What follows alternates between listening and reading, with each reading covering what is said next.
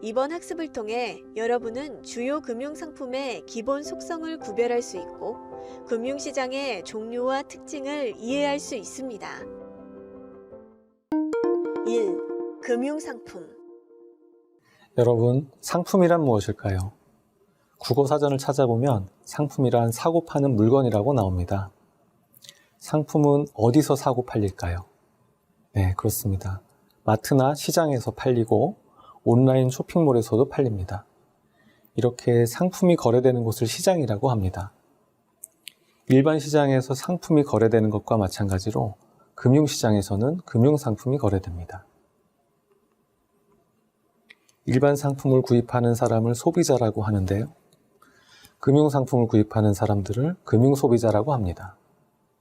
일반 소비자가 자신의 목적에 맞게 상품을 골라서 선택하듯이 금융소비자는 자신의 목적에 맞는 금융상품을 골라 선택할 수 있습니다. 자신이 가진 돈을 안전하게 관리하기를 원하는 사람들도 있고요.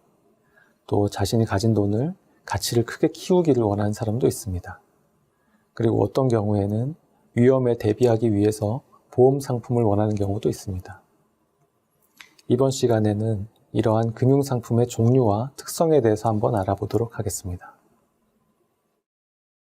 금융상품은 크게 저축상품, 대출상품, 금융투자상품, 보험상품, 그리고 연금상품으로 구분할 수 있습니다.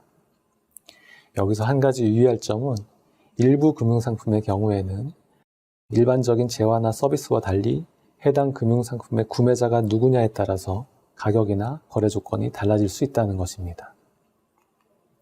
예를 들어 보겠습니다. 대출 상품의 경우에 차입자의 신용도나 담보로 제시할 자산이 있는지 여부에 따라서 대출금리가 달라질 수 있습니다. 그리고 자동차 보험의 경우에 보험 가입자의 사고 경력이나 나이 등 여러 조건에 따라서 보험료가 달라질 수 있습니다.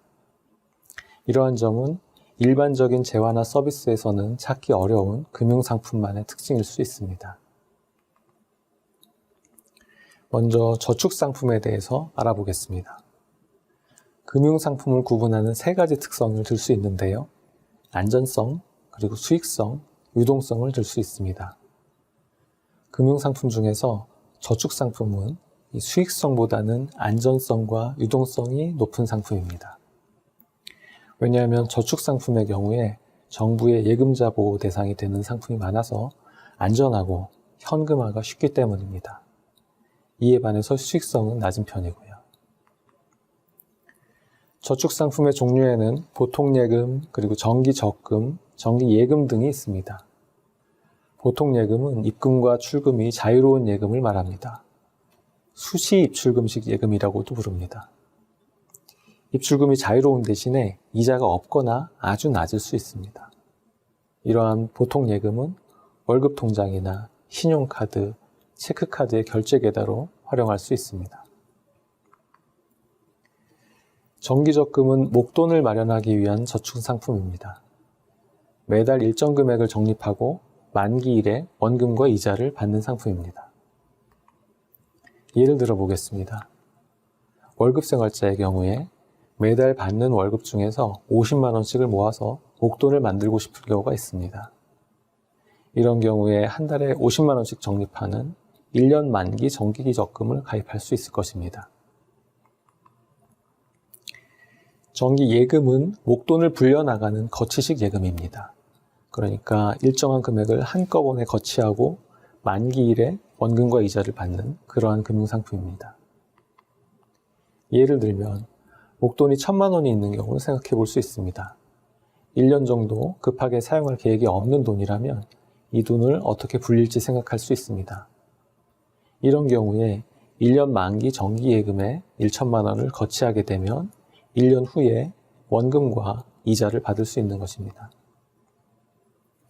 이렇게 저축상품을 선택할 때는 본인의 자금 사정과 그리고 저축 목적에 따라서 보통예금, 정기적금, 정기예금 중에서 선택할 수 있습니다. 여기서 한 가지 주의할 점이 있는데요. 정기적금과 정기예금은 만기가 있는 상품입니다. 그렇기 때문에 만기 이전에 해지하게 되면 약정한 이자를 다 받지 못하게 될 수 있습니다.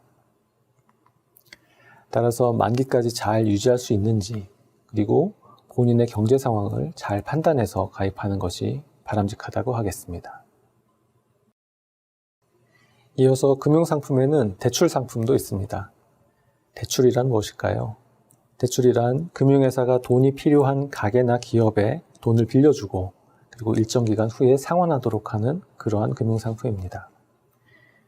이때 금융회사는 돈을 빌려주는 대가로 이자를 받습니다. 대출은 담보가 있느냐 여부에 따라서 담보대출과 신용대출로 구분할 수 있습니다. 담보대출은 자동차나 주택, 예금 등을 담보로 저당권 또는 질권을 설정해서 돈을 빌려주는 대출 상품입니다. 반면에 신용대출은 담보 없이 개인이나 기업의 신용을 판단해서 돈을 빌려주는 대출 상품입니다. 일반적으로 담보대출 금리가 신용대출 금리보다 낮을 텐데요. 그 이유는 대출받는 사람이 대출금을 갚지 못하는 상황을 생각해보면 쉽게 이해할 수 있습니다. 대출을 해주는 금융회사 입장에서 한번 생각해 보겠습니다. 담보대출은 대출받은 사람이 돈을 갚지 못할 경우에 담보자산을 매각해서 대출금을 되찾을 수가 있습니다. 이에 반해서 신용대출의 경우에는 대출금을 회수하기 어려운 경우가 생길 수 있습니다. 그렇기 때문에 대출금리를 높게 책정하는 것입니다. 예를 들어 보겠습니다. 주택담보대출의 경우를 생각해 보면요. 주택담보대출은 은행이 주택을 담보로 대출을 해주는 상품을 말합니다. 만약에 채무자가 대출을 상환하지 못하게 되면 은행은 담보주택을 처분해서 대출금을 충당할 수 있습니다. 그렇기 때문에 은행 입장에서는 대출에 대한 손실 위험이 신용대출보다 적기 때문에 대출금리를 낮게 설정할 수 있는 것입니다. 또 다른 금융상품으로 금융투자상품이 있습니다.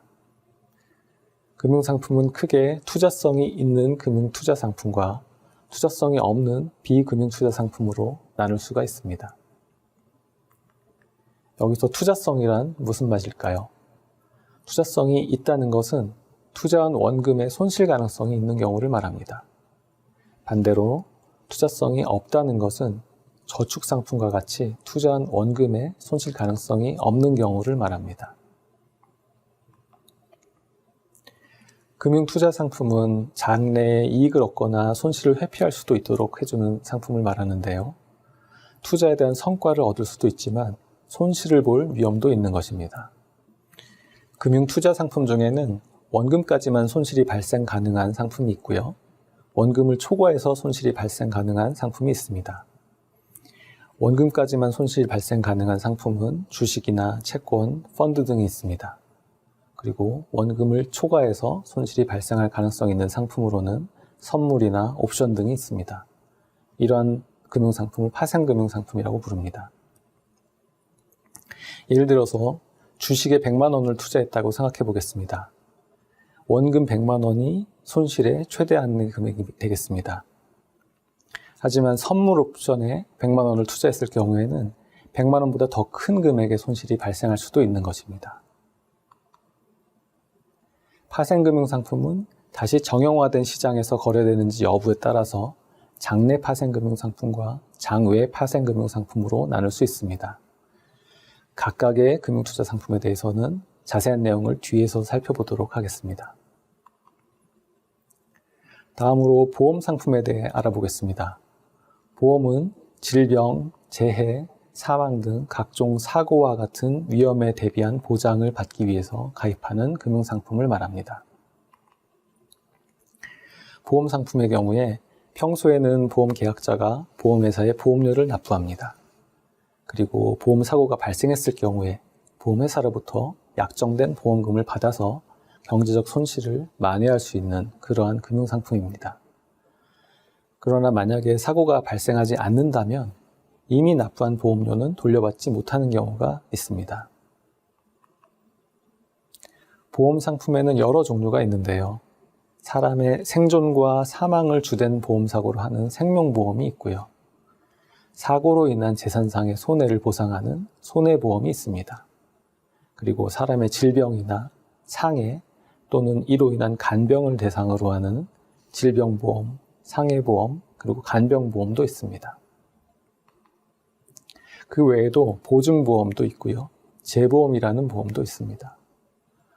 보험은 일반적으로 장기 계약으로 체결되기 때문에 해지하게 되면 손해를 보는 경우가 많습니다. 따라서 신중한 선택이 요구되는 상품이라고 하겠습니다. 다음으로 살펴볼 금융상품은 연금상품입니다.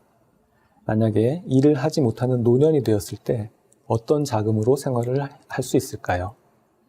연금상품은 안정적인 노후 생활이라는 특정 목적을 위해서 만들어진 상품으로 여러 가지 형태가 있을 수 있습니다.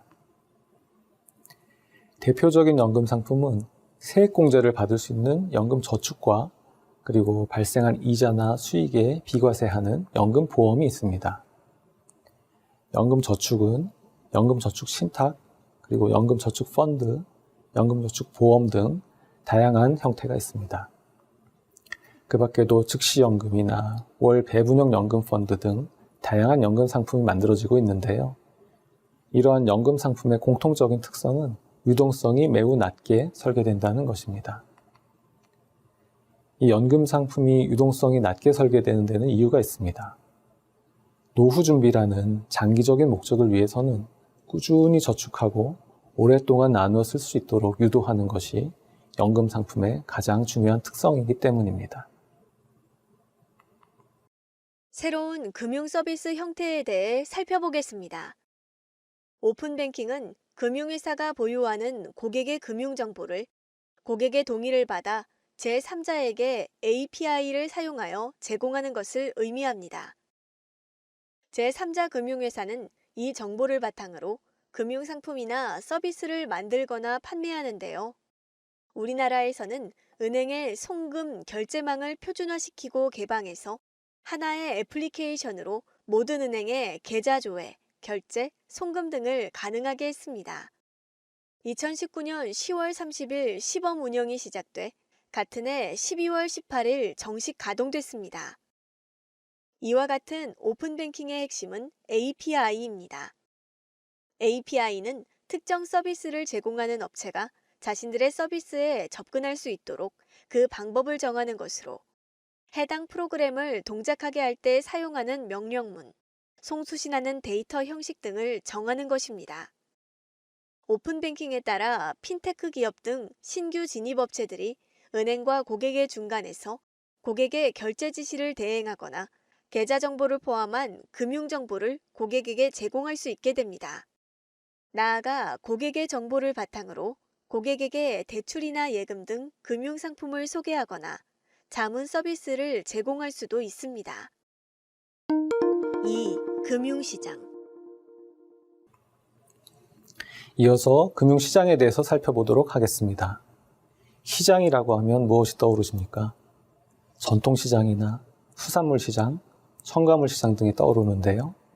여러 가지 상품을 판매하는 사람과 구매하는 사람이 있는 곳을 시장이라고 말합니다. 금융시장이라고 하면 금융상품이 거래되는 곳을 말합니다. 다시 말해서 기업, 가게, 정부 등 경제 주체들이 금융상품을 통해서 자금을 조달하고 여유자금을 운용할 수 있도록 자금 수요자와 자금 공급자가 금융거래를 하는 곳을 말합니다. 금융시장에서 자금의 수요자는 누구일까요? 경제 주체인 가게, 기업, 정부 모두 자금의 수요자가 될 수 있습니다. 그 중에서 가장 중요한 자금 수요자는 기업일 것입니다. 기업은 생산을 위해서 설비를 갖추어야 하고 근로자를 고용합니다. 특히 설비 투자를 위해서는 장기간에 상당한 자금을 동원해야 합니다. 가게도 자동차나 주택구입과 같이 일시적으로 대규모의 지출이 필요한 경우에는 자신들만의 소득으로 지출을 감당할 수가 없을 수 있습니다. 이런 경우에 가게가 자금 수요자가 될 수 있습니다. 정부 역시 조세 수입보다 지출이 많은 경우에는 자금의 수요자가 됩니다. 그 밖에 외국도 자금의 공급자나 수요자가 될 수 있습니다. 그렇다면 금융시장에서 자금의 공급자는 누구일까요? 자금의 공급자는 본인들의 수입이나 소득이 지출보다 더 큰 사람들입니다. 자금 공급자는 단순히 돈을 보관하는 것이 아니라 적극적으로 돈을 증식시키고자 하는 사람입니다. 이들은 저축뿐만 아니라 채권이나 주식을 포함한 다양한 금융상품을 구입해서 이자나 배당소득, 그리고 매매 차익을 얻고자 합니다. 자금의 공급자와 자금의 수요자 사이에서 자금이 이동이 일어나는 방법에 따라서 직접금융과 간접금융으로 구분할 수 있습니다. 직접금융은 기업과 같이 자금의 수요자가 발행하는 증권을 자금 공급자가 직접 매수해서 자금을 이동시키는 방법입니다. 금융시장에서 회사채나 주식을 발행해서 자금을 조달하는 것이 대표적인 사례입니다. 회사채는 기업이 일정 기간 후에 정해진 액면 금액과 일정한 이자를 지급할 것을 약속하는 증서를 말합니다. 그리고 주식은 주식회사의 자본을 이루는 단위인데요. 주주의 권리와 의무를 나타내는 증권입니다. 직접금융에는 장점도 있고 단점도 있을 수 있습니다. 직접금융의 장점은 기업들이 원하는 금액을 장기로 조달할 수 있기 때문에 기업의 장기 설비 투자 자금으로 용이하게 쓰일 수 있다는 점입니다. 직접금융의 단점은요, 주식을 발행할 경우에 기업의 지배구조에 영향을 미칠 수 있습니다. 그리고 회사채 발행은 신용도에 따라서 높은 금리를 지불해야 할 수도 있고요. 발행 자체가 어려운 경우도 있을 수 있습니다. 한편 정부도 직접금융시장에서 국채를 발행해서 재정자금을 조달할 수도 있습니다. 그렇다면 간접금융은 무엇일까요? 간접금융은 직접금융과 대비되는 개념으로서 자금의 공급자와 수요자 사이에 은행과 같은 금융회사가 개입하는 형태를 말합니다. 간접금융의 대표적인 사례로 은행이 일반인으로부터 예금을 받아서 자금이 필요한 기업에 대출해주는 경우를 들 수 있습니다. 간접금융의 자금 거래는 두 단계를 거쳐서 이루어집니다. 첫 번째 단계는 자금의 공급 단계입니다. 자금 공급자가 금융회사에 자금을 맡기고 금융회사는 자금 공급자에게 예금 증서를 교부하는 단계입니다. 두 번째 단계는 자금의 수요 단계입니다. 금융회사가 자금을 수요자에게 제공하고 그리고 채용 증서를 교부받는 단계입니다. 직접금융의 경우에는 기업이 발행한 회사채나 주식이 투자자에게 그대로 전달됩니다. 반면에 은행을 통한 간접금융에서는 예금자와는 예금 계약을 맺고 대출자와는 대출 계약을 맺는 것입니다. 다시 말해서 간접금융을 통해서 자금이 이동되는 과정에 예금이 대출로 변환되는 것입니다. 예금과 대출은 서로 다른 금융상품입니다. 일반적으로 대출은 예금에 비해서 만기가 길고 유동성이 낮습니다. 그리고 부도 위험이 높습니다. 이렇게 간접금융의 과정에서 금융계약이 성격이 변화되는 것을 자산 변환이라고 합니다. 은행과 같은 금융회사는 간접금융 과정에서 자산 변환 기능을 제공하면서 다양한 위험에 노출될 수 있습니다. 만기의 차이에 따른 금리 위험에 노출되고요. 유동성 차이에 따른 유동성 위험에 노출됩니다. 그리고 부도 위험에도 노출됩니다. 하지만 이런 위험을 반영해서 대출금리가 예금금리보다 높게 책정되기 때문에 이익을 볼 수 있는 것입니다. 대출금리와 예금금리 간의 차이를 순이자 마진, 그러니까 Net Interest Margin이라고 하는데요. 순이자 마진은 은행의 주요 수입원 중에 하나입니다. 금융시장은 금융상품의 만기에 따라서 단기 금융시장과 장기 금융시장으로 구분할 수 있습니다. 금융상품의 만기란 무엇일까요? 금융회사에 맡기거나 금융회사로부터 빌린 자금을 되돌려 받거나 갚아야 하는 기한을 말합니다. 단기 금융시장에는 콜, 기업어음, 양도성 예금증서 등 통상 만기 1년 이내의 금융상품이 거래됩니다. 콜 시장은 금융회사 상호 간의 자금 과부족을 일시적으로 조절하기 위해서 초단기 자금 거래가 이루어지는 시장입니다. 그리고 기업 어음은 신용 상태가 일정 수준 이상으로 양호한 기업 또는 금융회사가 단기 자금을 조달하기 위해서 발행하는 증권을 말합니다. 단기 자금을 조달할 수 있는 수단이 되고요. 자금 공급자에게는 단기 자금 운용 수단이 되는 것입니다.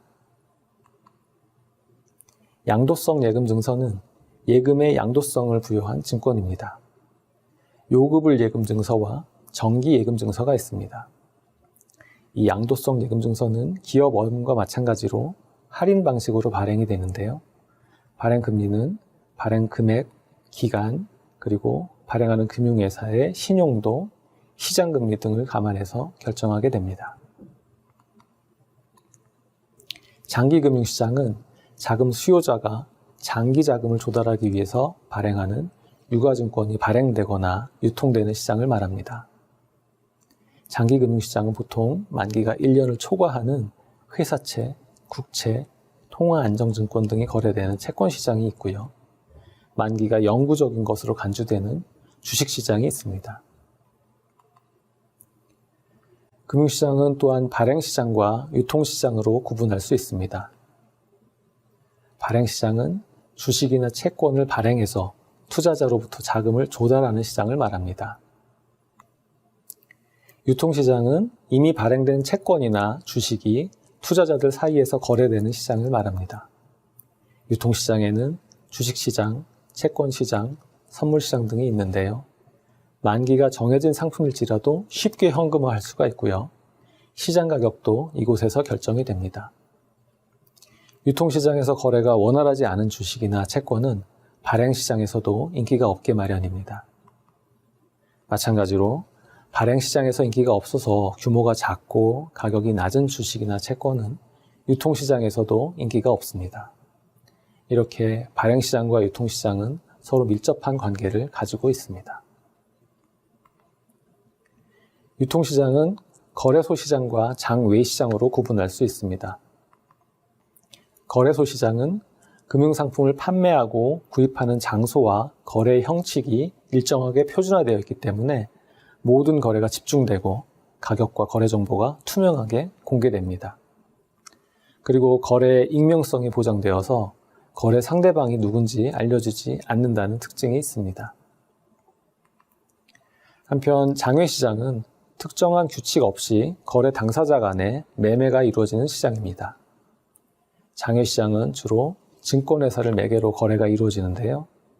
증권회사는 매도 또는 매수를 원하는 투자자와 반대 거래를 원하는 상대방을 연결시켜서 거래를 중개하는 기능을 합니다.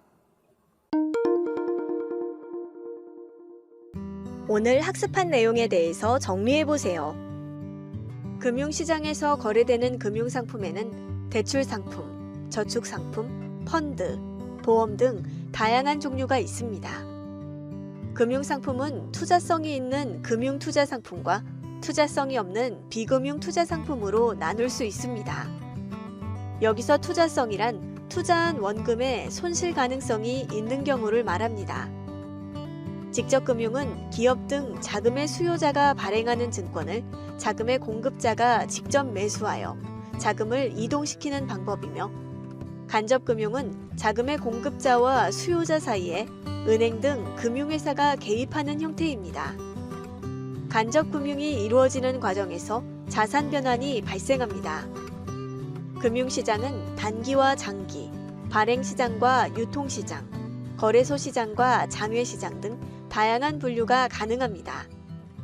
단기 금융시장에서는 콜, 기업어음, 양도성 예금증서 등이 거래되며, 장기 금융시장에서는 회사채, 국채, 통화안정증권, 주식 등이 거래됩니다.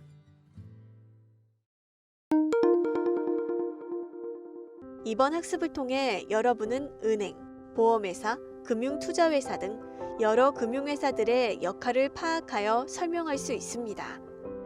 더불어 금융유관기관의 기능 및 역할을 이해할 수 있습니다. 3. 금융회사. 우리는 주변에서 다양한 금융회사를 볼 수 있고 또 실제 이들 금융회사를 통해서 금융거래를 하고 있습니다. 금융회사가 오랜 역사를 통해서 사회의 요구에 맞춰 발전하게 되면서 점차 금융회사 사이에 분업이 나타나게 되었습니다.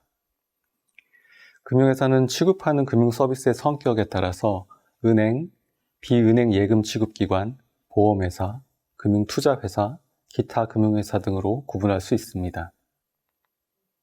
먼저 은행에 대해 살펴보겠습니다. 은행은 우리 주변에서 가장 많이 볼 수 있는 금융회사입니다. 은행은 예금이나 채무증서를 통해서 불특정 다수인으로부터 자금을 조달하고 기업이나 가게 등에 대출하는 금융회사입니다. 은행은 은행법에 의해 설립되어 운영되는 일반은행과 개별 특수은행법에 의해 설립되는 특수은행 그리고 외국은행의 국내 지점으로 구분할 수 있습니다. 은행에서는 어떤 업무들을 하고 있을까요? 은행의 업무는 고유 업무, 부수 업무, 그리고 겸용 업무로 구분할 수 있습니다. 은행법에 규정된 은행의 고유 업무는 예적금 수입, 유가증권 또는 채무증서의 발행, 자금의 대출, 어음 할인, 내외국환 등입니다. 부수 업무는 고유 업무에 부수하는 업무를 말하는데요. 채무 보증, 어음 인수, 상호부금, 보호 예수 등이 있습니다. 겸용 업무는 다른 업종의 업무 중에 은행이 영위할 수 있는 업무를 말합니다. 예를 들면 집합투자업, 투자매매중개업, 투자자문업, 신탁업, 신용카드업, 퇴직연금사업 등이 있습니다. 은행에서 펀드나 보험을 판매하고 신용카드도 취급하는 것을 볼 수 있는데요. 겸용 업무의 하나로 운영되는 것으로 보면 되겠습니다. 한편 은행은 영업지역을 기준으로 전국을 대상으로 영업하는 시중은행과 주로 특정 지역을 기반으로 하는 지방은행으로 나눌 수 있습니다. 그리고 설립 목적에 따라서 일반은행과 특수은행으로 구분할 수 있습니다. 특수은행은 수출이나 산업발전이라는 국가의 목표에 부응하기 위해서 설립된 은행을 말하는데요. 이익이 낮아서 일반 은행들이 참가하지 않는 업무의 영역을 담당하기도 합니다. 특수은행으로는 한국산업은행, 한국수출입은행, 중소기업은행, 농협은행, 수협은행이 있습니다. 한국산업은행은 1954년 전후 복구를 지원하기 위해 설립되었고 기업 구조 조정, 미래 성장 동력 발굴, 사회 간접 자본 확충 등 시장 경제를 보완하는 역할을 담당하고 있습니다. 한국수출입은행은 수출입, 해외 투자, 해외 자원 개발 등에 필요한 자금을 공급하는 역할을 하고 있습니다. 그리고 중소기업은행은 담보 여력이 없거나 신용도가 낮은 중소기업을 지원하기 위해서 설립된 은행입니다. 농협은행은 농업인과 농업협동조합에 필요한 금융서비스를 제공하는 역할을 담당하고 있고요. 수협은행은 어업인과 수산업협동조합에 필요한 각종 금융서비스를 제공하는 역할을 합니다. 은행의 기원에 대해 알아볼까요? 은행의 기원에 대해서는 여러 가지 설이 있지만 많은 문헌에서 유럽의 금 세공업자로부터 은행이 탄생했다고 전하고 있습니다. 과거 금이 돈을 대신하여 거래되던 시기에는 금이 부피와 무게 제약으로 가지고 다니기가 쉽지 않았고 간혹 중량과 순도에 있어서 말썽이 나기도 했습니다. 이는 금 세공업자가 튼튼한 금고를 가지고 있어 안전한 보관이 가능하고 순도 또한 보증받을 수 있기 때문이었습니다. 이후 사람들이 금을 직접 주고받는 것보다 금 세공업자가 발행한 보관증을 이용해 상거래를 하게 되면서 맡겨둔 금을 실제로 찾으러 오는 경우가 드물어졌습니다. 그러자 금 세공업자들은 보관하고 있는 금을 가지고 돈이 필요한 사람에게 대출을 시작했고 그에 대한 이자를 받아 돈을 벌기 시작했습니다. 금 세공업자가 막대한 부를 축적하게 되면서 금을 맡긴 주인들이 금 세공업자가 자신들의 금을 이용해 돈을 번다는 사실을 알아차리고 항의하자 금 세공업자는 대출로 발생하는 이익의 일부를 금 주인들에게 나누어 주었는데 이것이 오늘날 예금이자의 개념이 됩니다. 이처럼 금 세공업자들이 맡아둔 금보다 많은 보관증을 발급하여 대출하는 순간 은행가가 된 것이라고 할 수 있습니다. 그럼 어떻게 마타둔금보다 더 많이 보관증을 남발할 수 있었을까요? 이는 금 세공업자들의 경험에 따라 사람들이 금을 맡긴 후 찾아 쓰는 비율은 통상 맡긴 금의 10% 정도에 불과하다는 사실을 알게 되었기 때문입니다. 이 10%라는 수치는 현재 은행이 사용하고 있는 지급 준비율의 토대가 됩니다. 은행들이 지급 준비금으로 얼마나 남기느냐에 따라서 예금 통화의 크기가 결정됩니다. 100만 원의 현금이 예금으로 들어올 때 예금 금액의 10%만 현금으로 남겨도 된다면 90만 원을 대출해 줄 수 있습니다. 현금을 대출받은 고객이 다른 은행에 90만 원을 맡기면 다시 예금을 받은 은행은 10%인 9만 원만 남기고 81만 원을 대출해 줄 수 있습니다. 81만 원을 예금받은 세 번째 은행은 8.1만 원만 남기고 나머지를 다시 대출해 줄 수 있습니다. 이런 과정을 반복해서 거치면 최초의 100만 원 현금 예금이 900만 원의 대출을 가능하게 해줍니다. 예금 통화 창조 금액은 지급 준비금의 역수가 됩니다. 지급 준비율이 20%면 5배의 통화량이 새로 만들어지고 지급 준비율이 10%라면 10배의 통화량이 만들어질 수 있습니다. 이어서 비은행 예금 취급 기관에 대해서 살펴보겠습니다. 대표적인 비은행 예금 취급 기관으로 상호저축은행을 들 수 있습니다. 흔히 저축은행이라고 부르는데요. 지역 서민들과 기업을 대상으로 여수신 업무를 주로 하고 있습니다. 신용도가 낮은 개인이나 기업을 대상으로 하기 때문에 은행보다 대출금리가 높지만 그 대신에 예금금리도 높다는 특징을 가지고 있습니다. 상호저축은행은 전문적인 서민금융기관으로서 총 여신의 일정 비율 이상을 영업구역 내 개인과 중소기업에 운용해야 합니다. 비은행 예금 취급기관으로 상호금융이 있는데요.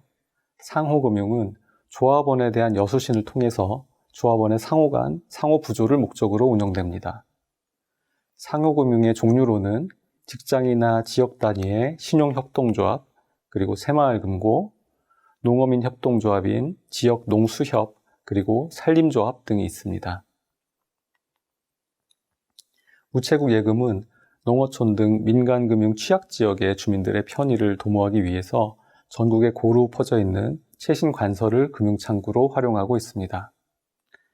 우체국 예금은 국가가 경영하는 우정사업본부가 관리하고 있기 때문에 예금의 원리금을 정부가 지급할 책임을 가지고 있습니다. 은행의 주요 수입원은 이자 수익과 비이자 수익으로 구분할 수 있습니다. 이자 수익은 은행이 예금 고객에게 지불하는 예금이자와 예금으로 받은 돈을 필요한 사람에게 대출해주고 받은 대출이자 간의 차이로 벌어들이는 수익입니다. 비이자 수익은 수수료 수익이라고도 하는데 환전할 때 발생하는 환전 수수료, 증빙 서류를 발급할 때 받는 수수료, 펀드 및 방카슈랑스 판매 수수료, 송금 수수료, 문자 통지 서비스 수수료 등 이자 수익이 아닌 다른 분야에서 발생하는 수익을 통틀어서 일컫는 말입니다. 과거에는 은행의 업무 특성상 전통적 업무에 발생하는 이자 수익이 은행 수익의 많은 부분을 차지했으나 저금리 기조로 들어서면서 이자 수익이 줄어들고 있는 추세입니다. 보험회사는 생명보험, 손해보험 등 보험업을 취급하는 금융회사를 말합니다. 생명보험업은 사람의 생존과 사망에 관하여 사건이 발생했을 때 약정한 보험금을 지급하는 일을 담당합니다. 그리고 손해보험업은 사고로 인하여 발생하는 손해의 보상을 담당합니다. 사람의 건강과 관련된 보험인 질병보험, 상해보험, 간병보험을 제3보험이라고 부릅니다. 이 제3보험은 생명보험회사와 손해보험회사가 모두 영위할 수 있는 보험 영역입니다. 보험회사 중에는 보증보험을 전담하는 회사도 있는데요. 보험 계약자가 피보험자에게 약속을 이행하지 못하거나 피해를 끼쳤을 때 대신 보험금을 지급하는 업무를 담당합니다. 재보험은 보험회사가 인수한 보험 내용의 일부나 전부를 다른 보험회사에 다시 보험을 드는 것을 말합니다. 재보험은 대형 사고와 같이 큰 경제적 보상이 필요해서 하나의 보험회사가 담당하기 어려운 경우에 위험을 분산하는 보험제도입니다. 이어서 금융투자회사에 대해 알아보겠습니다. 금융투자회사는 금융투자 업무를 전부 또는 일부 담당하는 회사를 말하는데요. 금융투자 업무에는 6가지가 있습니다. 투자 매매업, 투자 중개업, 집합투자업, 투자 일임업, 투자 자문업, 신탁업 등이 그것입니다. 가장 쉽게 접할 수 있는 금융투자회사로 증권회사를 들 수 있습니다. 증권회사는 주식과 채권 등 유가증권의 발행을 주선하고 발행된 유가증권의 매매를 중개하는 것을 주요 업무로 합니다. 은행이 예금자의 예금을 받아서 기업에 대출을 해주는 것과 달리 증권회사는 기업과 투자자를 직접 연결시킨다는 점에서 은행과 성격이 다르다고 하겠습니다. 자산운용회사는 투자자로부터 자금을 투자받아서 펀드를 설정, 운영하고 그 결과를 투자자에게 배분하는 것을 주된 업무로 하고 있습니다. 펀드의 투자 수익률은 투자 전략과 이것을 구현하는 자산운용회사 그리고 펀드 매니저의 역량에 따라 크게 달라질 수 있습니다. 따라서 투자자들은 펀드 투자에 앞서서 투자 설명서를 통해서 펀드에 관한 세부적인 정보를 확인하는 것이 중요하겠습니다. 투자 자문회사는 투자자로부터 주식, 펀드, 채권 등 금융투자 상품에 대한 투자의 일임을 받거나 투자에 대한 자문을 제공하는 투자 자문업을 주로 하는 금융회사를 말합니다. 하지만 단기간 고수익을 내세우며 투자자를 현혹하는 미등록 투자자문회사들도 적지 않은 것이 현실입니다. 이 경우에 금융감독원 파인에 접속해서 제도권 금융회사 조회 서비스를 통해서 등록된 금융회사인지 확인해 보는 것도 좋은 방법입니다. 이 서비스에서 이름이 조회되지 않는다면 한 번쯤 의심해 볼 만한 회사라고 할 수 있겠습니다. 지금까지 설명드린 금융회사들 외에도 다양한 금융회사들이 있습니다. 먼저 금융지주회사는 금융과 지주회사를 합한 말인데요. 주식의 보유를 통해서 은행, 증권회사, 보험회사 등 하나 이상의 금융회사를 자회사로 소유하고 경영하는 지주회사를 말합니다. 금융지주회사가 되기 위해서는 사업계획 그리고 대주주 요건, 재무 및 경영관리 등에 대한 필요한 요건을 갖추고 금융위원회의 인가를 받아야 합니다. 금융회사 중에는 고객의 예금을 바탕으로 돈을 빌려주거나 투자를 하는 경우도 있지만 고객으로부터 예금을 수취하지 않고 자체적으로 자금을 조달해서 가게나 기업에 돈을 빌려주는 금융회사들도 있습니다. 신용카드 회사는 소비자가 구입하는 상품의 가격을 미리 지불하고 결제일에 한꺼번에 금액을 받거나 분할상환을 받아서 이자 소득이나 수수료로 수입을 올리는 금융회사입니다. 리스회사는 건물, 자동차, 기계, 사무기기 등을 구입하고 사용자에게 대여해서 사용료를 받는 일을 합니다. 리스 서비스를 이용하는 소비자는 자산 관리의 부담이나 한꺼번에 많은 자금이 마련할 필요가 없기 때문에 이러한 장점 때문에 리스회사를 이용하는 것입니다. 할부금융은 상품을 구입할 때 할부금융회사가 미리 돈을 내고 소비자는 일정 기간 나누어 갚는 것을 말합니다. 따라서 할부금융회사는 상품 구매액을 초과하는 자금을 대출할 수는 없습니다.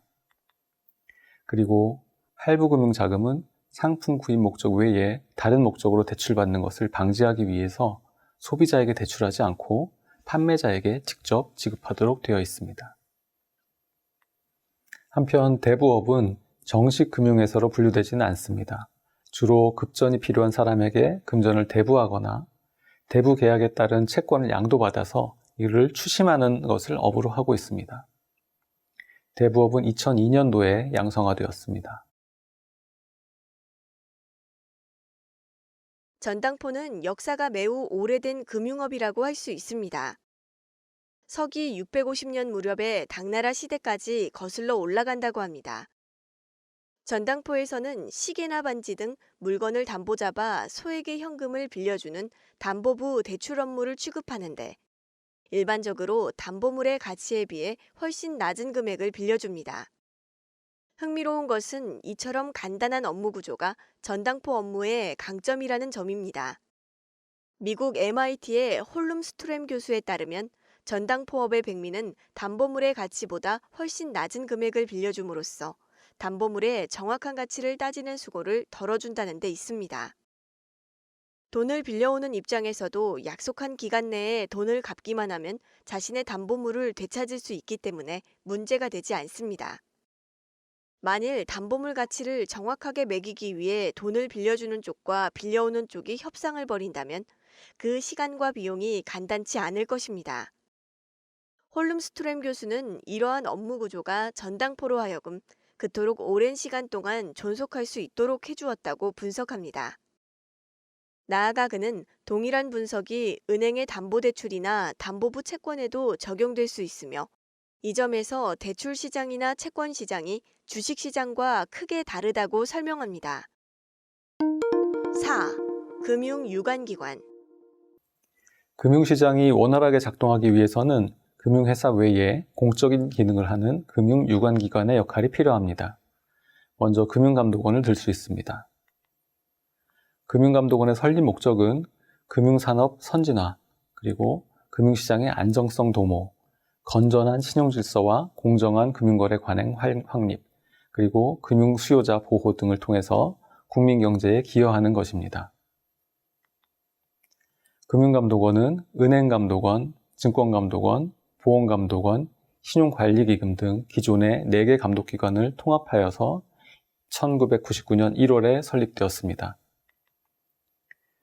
금융감독원은 정부 조직과는 독립된 특수법인으로 되어 있는데요. 이는 정치적 압력이나 행정부의 영향력에 의해 자율성을 잃지 않고 중립적인 금융감독 기능을 수행하기 위한 것입니다. 금융감독원은 금융회사에 대한 감독 업무, 금융회사에 대한 검사와 제재 업무, 금융분쟁 조정이나 금융교육 등 금융소비자 보호 업무를 수행하고 있습니다. 금융감독을 기능면에서 크게 구분하면 시스템 감독, 건전성 감독, 그리고 영업행위 감독으로 구분할 수 있습니다. 시스템 감독은 경제 전반에 걸친 금융 혼란에 대비해서 금융 시스템의 안정성을 확보하는 기능입니다. 그리고 건전성 감독은 개별 금융회사의 재무 상태, 자본 적정성, 그리고 각종 재무 건전성 지표를 통해서 금융회사의 건전성을 감독하는 기능을 말합니다. 영업행위 감독은 금융회사가 소비자와의 거래에서 공정하게 영업행위를 하는지 감독하는 기능을 말합니다. 이어서 한국은행에 대해 알아보겠습니다. 한국은행은 우리나라의 중앙은행으로 화폐를 독점적으로 발행하는 발권은행입니다. 화폐 발행 외에 한국은행이 하는 가장 중요한 역할은 물가 안정을 위해 통화신용정책을 수립하고 집행하는 것입니다. 한국은행의 금융통화위원회는 기준금리를 결정하고 여타 통화신용정책에 관한 결정을 내립니다. 금융통화위원회는 한국은행 총재 그리고 부총재를 포함해서 총 7명의 위원으로 구성됩니다. 한국은행은 금융 안정을 위해서도 노력하고 있습니다. 금융회사로부터 지급준비금을 예치받고 자금이 부족한 금융회사에 대출을 해주는 등 은행의 은행 역할을 합니다. 한편 정부 수입을 국고금으로 받아두었다가 정부가 필요할 때 자금을 내주는 정부의 은행이기도 합니다. 또한 지급결제 시스템을 안정적이고 효율적으로 운영하는 역할도 하고 있습니다.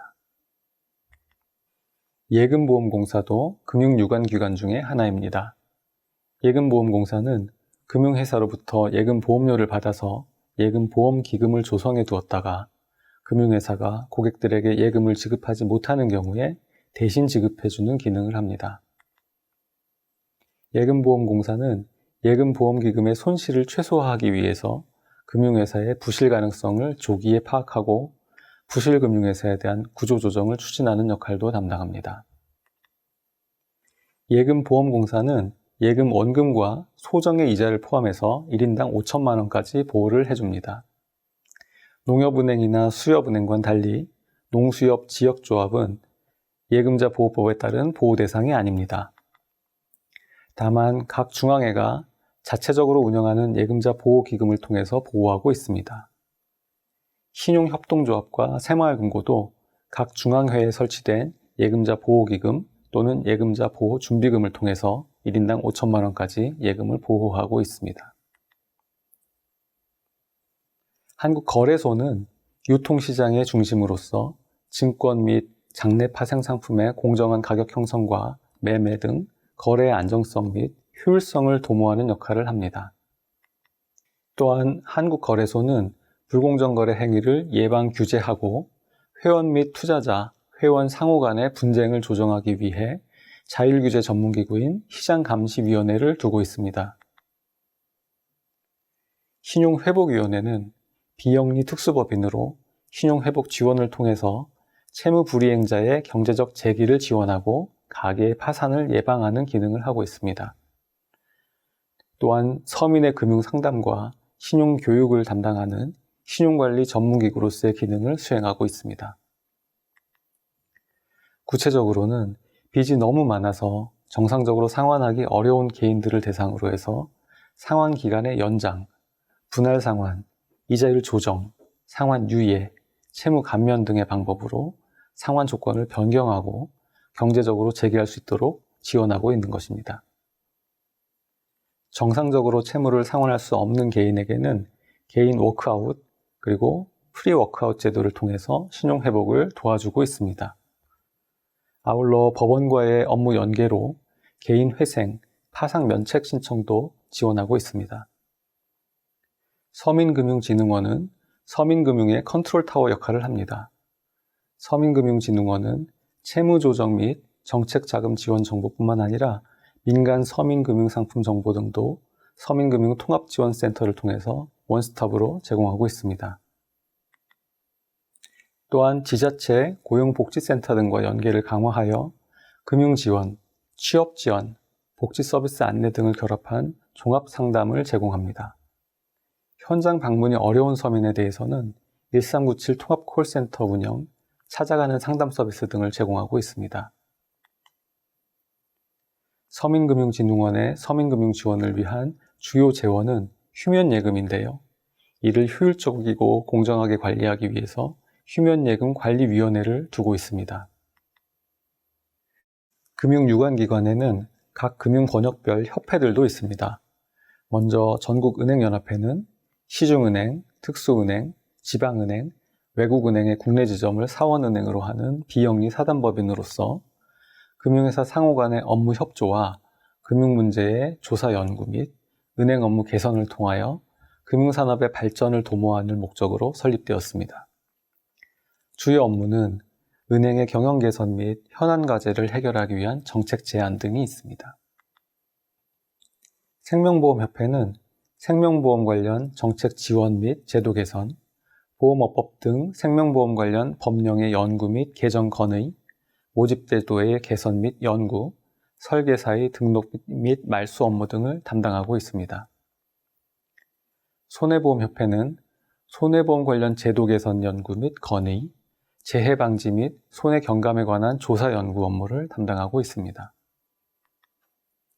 금융투자협회는 금융투자회사의 영업행위와 관련된 분쟁의 자율 조정 및 투자자 보호에 관한 업무와 금융투자회사의 약관 검토 및 투자 광고 자율 심의, 비상장 주권 등의 장외 시장을 관리하는 업무 등을 담당하고 있습니다. 여신전문금융협회는 여신 전문 금융에 대한 연구 개발과 홍보를 통하여 여신 전문 금융업의 건전한 발전을 도모하는 것을 목적으로 합니다. 신용카드 가맹점에 대한 정보를 관리하고 여신 전문 금융 업무에 대한 교육 등을 담당하고 있습니다. 저축은행 중앙회는 저축은행으로부터 지급준비 예탁금을 받아서 이를 운용하는 등 저축은행의 중앙은행으로서의 기능을 수행하고 있습니다.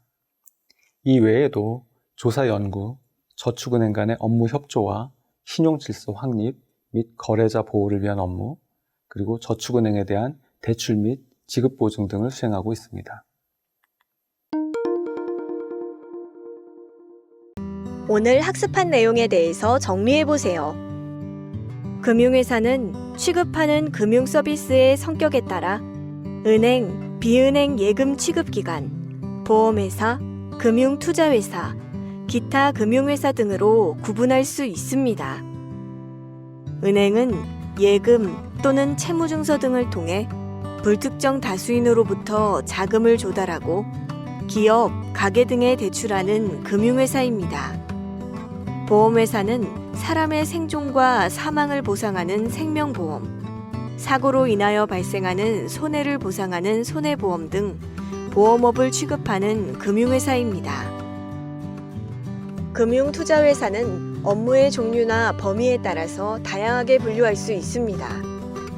투자매매, 투자중개, 집합투자, 투자자문, 신탁업 등의 업무가 있는데 어떤 회사들은 모든 업무를, 어떤 금융회사들은 이 중에 일부만 특화하여 영업을 합니다. 금융회사 중에는 여신 전문 금융회사나 대부업체처럼 예금을 받을 수 없고 스스로 자금을 조달하거나 대출을 받아서 영업하는 회사들도 있습니다.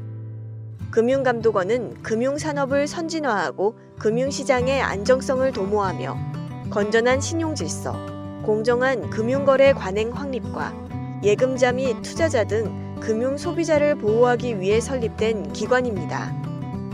금융감독원 외에도 다양한 금융유관기관이 존재하는데 한국은행, 예금보험공사, 한국거래소, 신용회복위원회, 서민금융진흥원, 금융업권별 협회 등이 있습니다.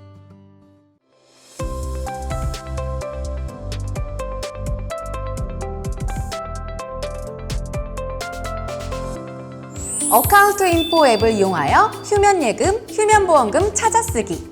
어카운트인포란 금융결제원에서 여러 금융회사에 흩어져 있는 금융거래 정보를 한 곳에 모아 편리하게 이용할 수 있도록 만든 계좌정보 통합관리 서비스를 말합니다. 우선 어플 설치 방법부터 함께 알아볼까요? 구글 플레이 스토어나 애플 앱 스토어에 들어가서 어카운트인포를 검색, 설치 버튼을 눌러 다운로드가 완료되면 어플을 실행해 줍니다. 필요사항까지 꼼꼼히 확인 후 확인 버튼을 터치. 본격적인 서비스 이용을 위해선 본인 인증 방법을 선택해야 하는데요. 인증 방법에는 지문이나 페이스 아이디와 같은 바이오 정보 인증, 과거 공인인증서라고 불렸던 공동인증서 인증, 금융인증서 인증 이렇게 총 3가지 방법이 있습니다. 저는 여기서 공동인증서 인증 방법을 선택해 보도록 할게요. 인증서 보유 내역 확인을 터치해 스마트폰에 저장된 공동인증서를 확인. 거래은행을 선택한 뒤 휴대폰 번호를 입력해 인증 요청을 터치하고 본인의 주민등록번호까지 기입해 등록 확인까지 마쳤다면 본인 인증은 완료됩니다. 엔로그인 방식은 간편 비밀번호 방식을 선택해 볼까요? 간편 비밀번호 등록을 위해 비밀번호 6자리를 2번 입력 후 알림 설정 등을 설정하고 하단의 확인 버튼만 누르면 어카운트인포 앱 실행 시 간편 비밀번호 6자리만으로도 쉽게 로그인할 수 있습니다. 이렇게 로그인까지 마쳤다면 본격적으로 어카운트인포 앱을 통한 휴면예금, 휴면보험금 조회 방법을 알아보겠습니다. 휴면예금이란 은행 및 우체국의 요구불예금, 저축성 예금 중 소멸시효가 완성된 이후에도 찾아가지 않은 예금을 말합니다. 휴면보험금은 보험사 및 우체국의 보험계약 중 해지 또는 만기 도래 후 소멸시효가 완성된 이후에도 찾아가지 않은 환급금, 보험금을 의미합니다. 이처럼 소멸시효가 완성된 휴면예금, 보험금은 서민금융진흥원으로 출연이 되고 이를 돌려받기 위해선 해당 금융회사에서 지급신청서 작성 및 본인 확인 등의 절차를 거쳐야 하는데요. 이와 같은 번거로움은 이제 어카운트인포 앱 하나로 손쉽게 해소할 수 있습니다. 어카운트인포 화면 중앙 왼쪽에 휴면예금 조회, 지급 메뉴를 클릭하면 휴면예금과 휴면보험금이 바로 조회됩니다. 저는 현재 A은행 계좌에 휴면예금 22,700원이 있고 휴면보험금은 없는 걸로 확인이 되네요. 이를 터치해 세부 내역을 확인 후 지급 신청을 누르면 내 계좌로 이체하거나 공익을 위해 서민금융진흥원에 기부하는 2가지의 선택지가 주어집니다. 기부를 하고 싶은 마음은 너무도 굴뚝 같지만 오늘은 여러분께 휴면예금 및 휴면보험금을 찾아 쓰는 방법을 알려드리기로 한 자리만큼 오늘만큼은 4계좌로 이체를 선택해 주도록 하겠습니다. 입금받을 금융기관과 계좌를 선택, 계좌 조회를 통해 사용이 가능한 계좌인지 확인 후 다음을 눌러 지급 신청을 터치합니다. 마지막으로 공동인증서나 바이오 인증을 통해 전자서명만 해주면 지급 신청 완료!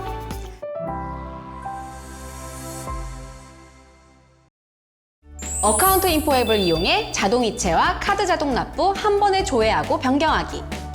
평소 모임 회비나 관리비, 통신요금 등 정기적으로 나가는 돈을 편리하게 지불하기 위해 자동이체와 카드 자동 납부 많이들 이용하고 계시죠?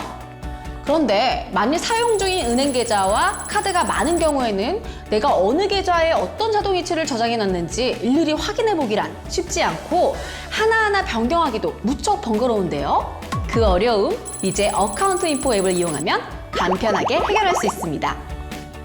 먼저 어카운트 인포 앱을 실행하고 화면 하단에 있는 자동이체 아이콘을 터치. 가장 먼저 계좌 자동 납부 내역이 나타나는데요.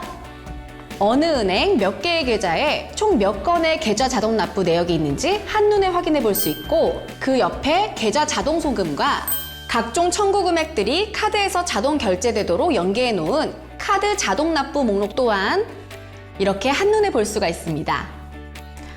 이처럼 지정해 놓은 자동이체 계좌를 바꾸거나 자동 납부 신용카드를 변경하고자 할 때 모든 요금 청구 기관의 자동이체를 일일이 해지하고 신규 등록하기가 매우 번거로우셨죠.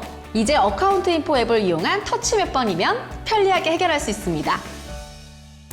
우선 계좌 자동 납부에 들어가 은행명을 터치하고 변경할 계좌를 선택. 해당 계좌에 연계된 자동 납부 목록이 나타나면 항목을 선택합니다. 참고로 일부 해지 불가나 변경 불가로 표시된 항목들은 어카운트 인포에서 자동 납부 해지나 계좌 변경이 불가능한 항목이니 이 점 꼭 유의해 주세요. 이제 출금 계좌 변경 신청을 클릭해 볼까요? 이어서 나타나는 확인 사항들을 꼼꼼히 확인한 후 다음을 터치. 이때 확인할 사항이 있습니다.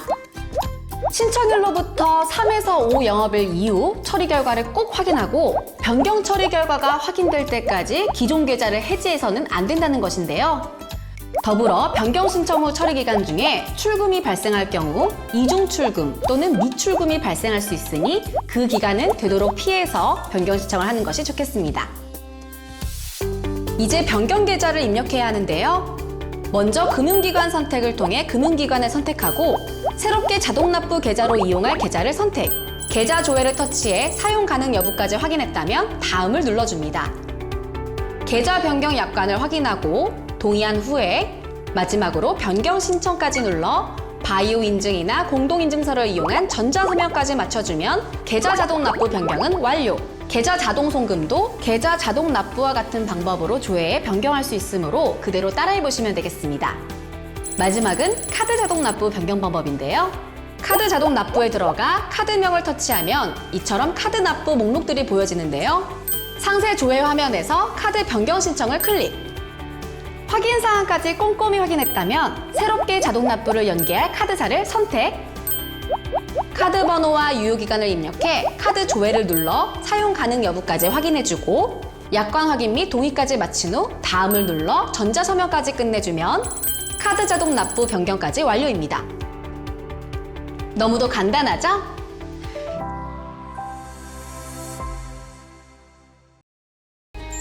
어카운트 인포 앱을 이용하여 안 쓰는 금융계좌 정리하고 짜투리 돈 찾아쓰기. 평소 금융거래를 하다 보면 내가 어느 금융회사에 어떤 계좌를 만들어뒀는지 또 그 계좌 안에 잔액은 얼마나 남아있는지 일일이 찾아보기란 쉽지 않은데요. 어카운트 인포 앱을 이용하면 내가 가지고 있는 은행, 제2금융권, 증권계좌까지 한 번에 조회가 가능하고 남아있는 짜투리 돈을 찾아 유용하게 사용할 수 있습니다. 어카운트 인포 앱을 실행해 화면 하단에 있는 계좌 메뉴를 터치. 여기서 은행권을 터치하면 은행별 내가 가지고 있는 은행 계좌들이 모두 나타나게 됩니다.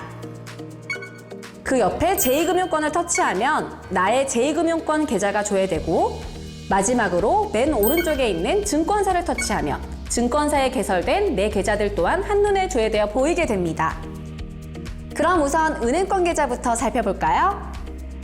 아무래도 이 세 번째 계좌는 제가 잘 사용하지 않는 계좌처럼 보이는데요. 은행명을 터치해 한번 들어가 보도록 하겠습니다. 알고 보니 저축예금 계좌였네요. 현재 4만 원의 잔액이 남아있고 그 옆엔 해지 가능이라는 문구가 떠 있습니다. 불필요한 계좌를 터치해 계좌 해지 신청을 클릭. 이때 나타나는 확인사항에는 다른 금융회사로 잔고를 이전할 시 이체 수수료가 발생할 수 있으며 계좌 해지 시 연결되어 있는 자동이체가 함께 해지될 수도 있다고 하니 이 점 꼭 유의해 주시기 바랍니다. 다음으로 넘어가 내 계좌로 이체를 클릭하고 잔액을 돌려받을 금융기관과 계좌를 선택한 뒤 계좌 조회를 터치. 사용 가능한 계좌임이 확인되면 다음을 눌러 해지 신청을 클릭 후 바이오 인증이나 공동인증서를 이용해 전자서명까지 진행해 줍니다. 그럼 이렇게 금융회사에 일일이 전화해 확인하거나 직접 방문하는 절차 없이도 불필요한 계좌를 간편하게 해지하고 남은 잔액까지 내 다른 계좌로 이체할 수 있는데요. 혹여 제2금융권에도 이처럼 불필요한 계좌가 있으시다면 이와 같은 방법으로 해지 신청을 진행해 주시면 됩니다. 마지막으로 증권사를 터치하면 증권사에 개설된 내 계좌들이 조회되는데요. 제가 현재 사용 중인 연금저축 계좌를 제외하고 아무런 잔고도 없는 불필요한 계좌 하나가 함께 조회되네요. 그렇다면 이 계좌를 선택해 계좌 해지 신청을 진행해 보도록 하겠습니다. 계좌 해지 시 확인사항을 모두 확인, 체크한 후 다음을 터치.